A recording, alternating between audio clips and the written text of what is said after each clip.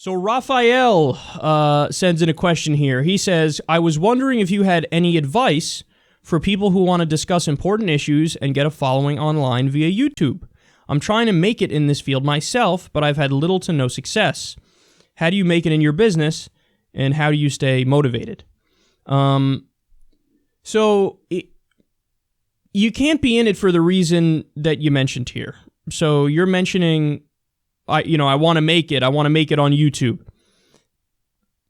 You have to be doing this because it's not really about whether or not anybody listens to you.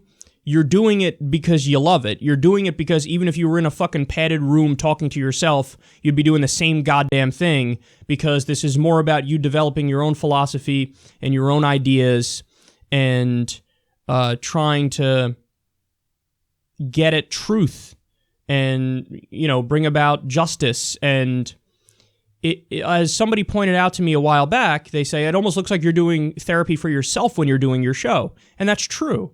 I would do my show if nobody was listening. I would talk to myself in a room like this, and maybe that makes me crazy. So be it. I don't give a fuck. So you can't be in it for the reason of I want to get famous, or I want to do this, or I want to do that. It's all got to be for the issues on their own merit, and because you feel compelled to do it regardless of the consequences. If I was living in a fucking cardboard box, I'd still probably be doing this, because you can't shut me the fuck up. So you have to be in it for the right reasons. It's the same thing with anything. It's not like, do you think, some of the best actors, for example, Denzel Washington, Leonardo DiCaprio, Meryl Streep, whoever, you think that they went into this going, I can't wait to get famous?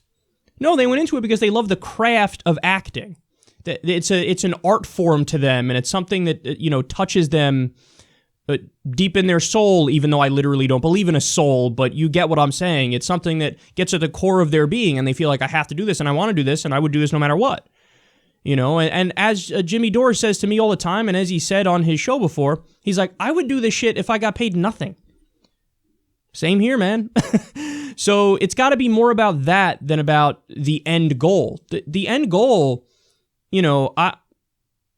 I never even thought getting into this, like, oh, there's going to come a time when I'll be noticed when I'm walking in the street. And I didn't even necessarily want that. But when you do it enough and you really care about the craft and you care about the issues, people see it and they're attracted to it. So, and this isn't just me. This goes for people across the political spectrum with different ideologies and people in various people who have careers in doing something that they love. So it's got to be more about that than anything else. And outside of that, it's just a matter of time. So I'm probably somewhere on the spectrum, because I'm a dude who I'll spend weeks and weeks and weeks and months doing the same goddamn thing day in and day out. And even though sometimes it might feel like a drag and it might feel like this is hard and it's really time consuming and I'm exhausted and all this stuff, I know it's the right thing, because when I'm not doing it, all I'm thinking about is doing it. So when I get a little break, when I'm 3 days in, maybe 4 days into the break, I'm going, I want to get back on air. And it's like, motherfucker, you were just on air for like a year straight. When I started the show, I'm not sure I took a break for years. I think probably worked for like 2 straight years. I mean, weekends, obviously. But I'm not sure I took like a vacation outside of necessity. Like, oh, I have to go to this wedding and it's far away or whatever. But I don't think I took a single vacation. And, a lot of people look at that and go, that's crazy. But what would happen with me is when I was off, I would go, I want to get back on air. So to me, the crazy thing was not doing it. So it's just a matter of putting in a massive, massive number of hours. And by the way, it is true that you're going to get pretty good at doing something if you do it so much.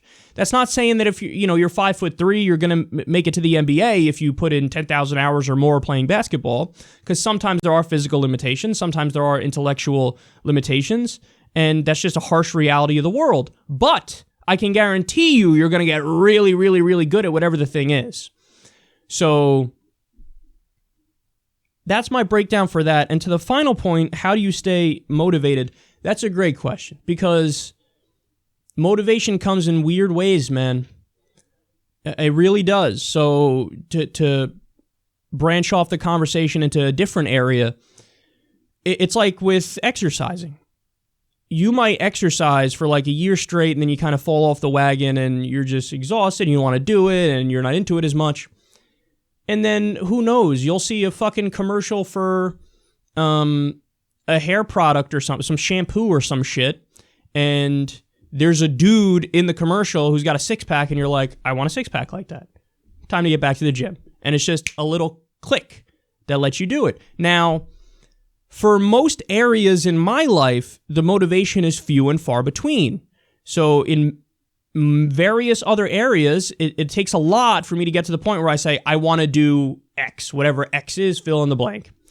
The one area where it appears like the motivation comes often is what I'm doing right now, the show. Because it could be something as simple as, like, I see on Twitter a good series of tweets, a good, like, tweet storm, where the person, like, makes a good point in 5 or 6 tweets, and you read it in a row. And you go, oh, that's a good point. I wish I saw that first. And that motivates you right there. All right, where are my articles? Like, give me all the articles I'm trying to do on tomorrow's show. Let me read through it. Let me prep. Let me structure this in a way where I know I'm going to present the story in a way that knocks it out of the park. So for the show, for whatever reason, probably because politics is maybe the biggest part of my life, I seem to get that motivation, a good dose of that motivation fairly often. But in other areas, I, like everybody else, struggle to get the kind of motivation. Now, so it depends. If you feel that you're getting that kind of motivation to do something like this all the time, great, more power to you. And I don't believe in this dog-eat-dog philosophy. There's so many people in the world, so many people on the internet, and I'm happy when other progressive hosts or people in this general field rise up and they're doing a good job. So, I'd love it if you get out there and you do it, but just know it's got to be a tremendous number of hours, and you have to absolutely love it. And you have to kind of have that natural thing where you get the motivation refreshed often. And outside of that, just don't do it for the end goal. Do it for the process itself, and do it for the art of the thing that you're doing, and do it because you care about the issues, and you care about the substance, and you care about philosophy and economics and religion and politics and all this stuff. So I hope that's a helpful answer. I'm trying to be as detailed as I can, but that's, basically my response to you.